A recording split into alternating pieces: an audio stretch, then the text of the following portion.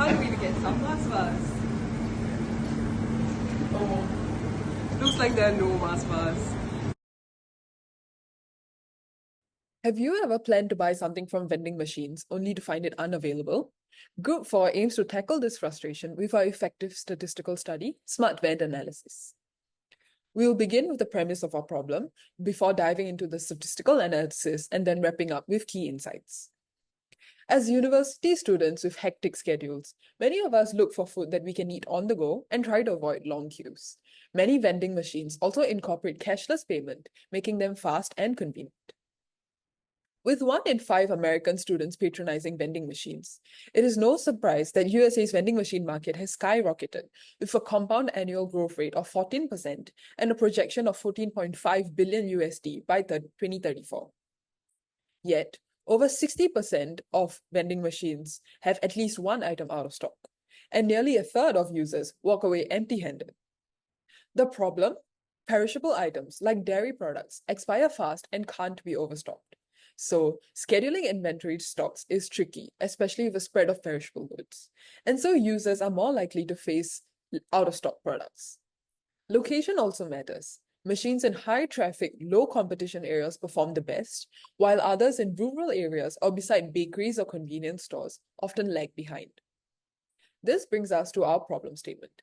Vending machine operators often struggle to optimize their inventory and pricing strategies across their numerous machines and locations. To combat these increasing costs and satisfy customers, our project discusses dynamic analysis of the value of each machine, maximizing profitability and customer loyalty through smarter, data-driven decisions. To kick off our statistical analysis, we utilized a dataset from Kaggle about vending machine statistics in the USA. First, we removed the below redundant columns, as they had similar data or were not in the scope of our analysis.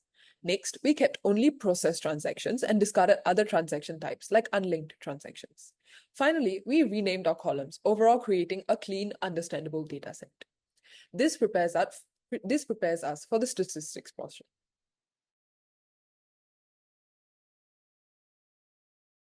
Okay, hello. I'm Zijun. Then we can first apply hypothesis testing to find whether our selected land total mean is correct. And we can set the null hypothesis as true.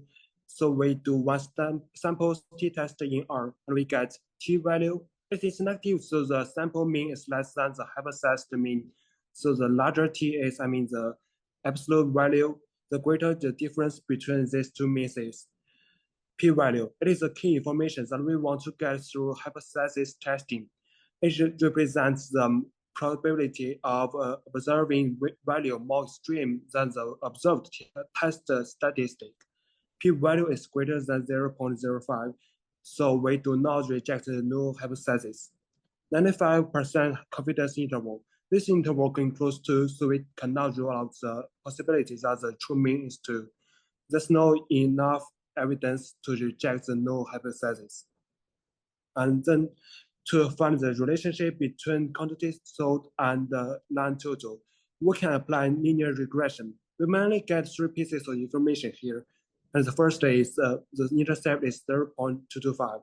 And then the coefficient tells us each additional unit sold increases the land total by 1.735 on average.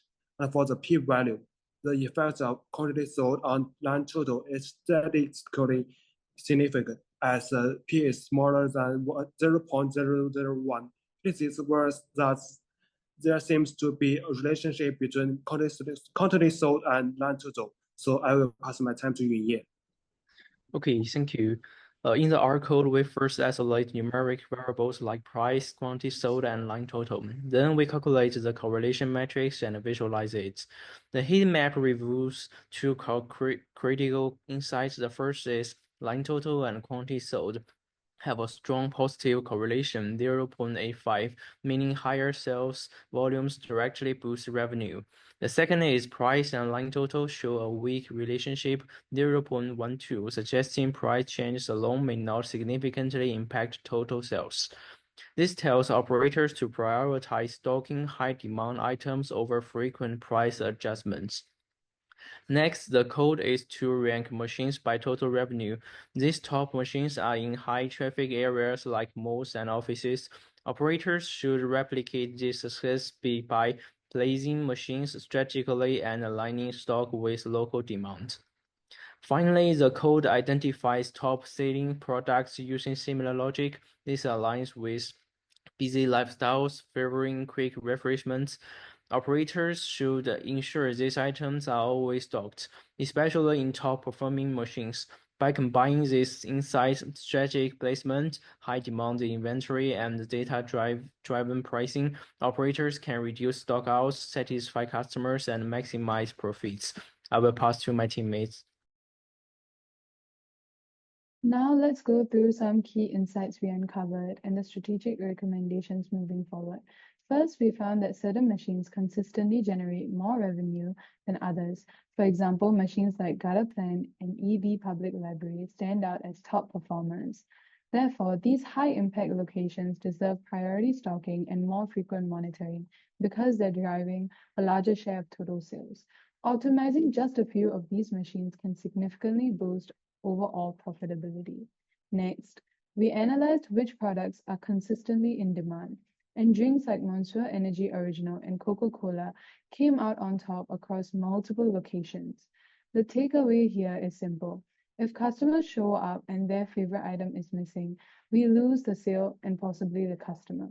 So ensuring constant availability of these high-demand products is crucial. This insight directly supports the need for smarter inventory management. Next, based on these insights, here's what we recommend moving forward. First, implement dynamic inventory management by using real-time sales data to prioritize restocking high-traffic machines and top-selling products. Second, focusing on location optimization, where we target areas with high foot traffic and lower vending competition for maximum ROI. And third, introduce cashless payment integration to align with user preference for speed and convenience.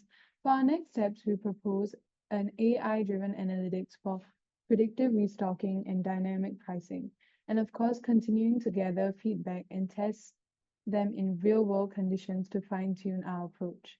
Overall, vending machines have huge potential, and with the right data strategy, we can turn them into passive dispensers into smart profit-driving assets.